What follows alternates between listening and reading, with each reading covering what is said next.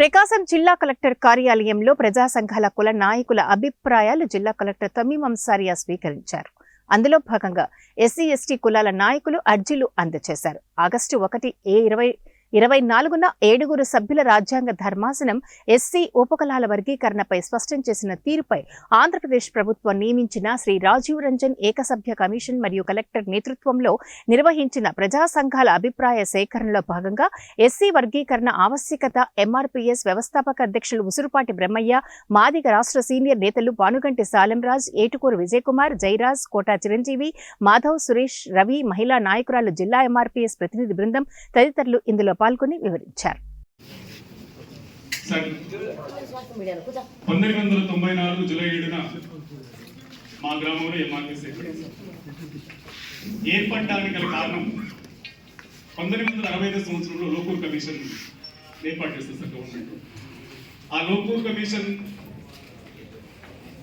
రాష్ట్ర వ్యాప్త పర్యటన జరిగిన తర్వాత 59 కులాల్లో ఏ కులాలు రిజర్వేషన్ ఫలాలు అనుభవించింది, ఏ కులాలు అనుభవించలేదని చెప్పని సర్వే చేసి దానిలో జనాభా దామాష ప్రకారం ఉమ్మడి ఆంధ్రప్రదేశ్లో మాదిగలు అధికంగా ఉన్నారు. మాదిగలకి చెందాల్సినటువంటి రవాటా రాలేదు.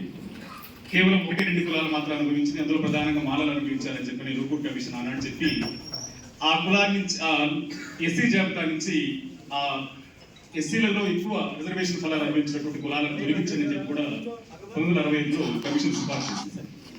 అది చేసిన తర్వాత అప్పుడు సదాలక్ష్మమ్మ గారు, గౌరవనీయులు సదాలక్ష్మమ్మ మాజీ మంత్రి వర్యులు సదాలక్ష్మమ్మ గారు ఆదిజాంబ రద్దు ఫెడరేషన్ పేరు మీద ఎస్సీల వర్గీకరణ జరగాలని చెప్పని ఆమె తన గొంతుని 1967 సంవత్సరం నుంచి వినిపిస్తా ఉంది సార్.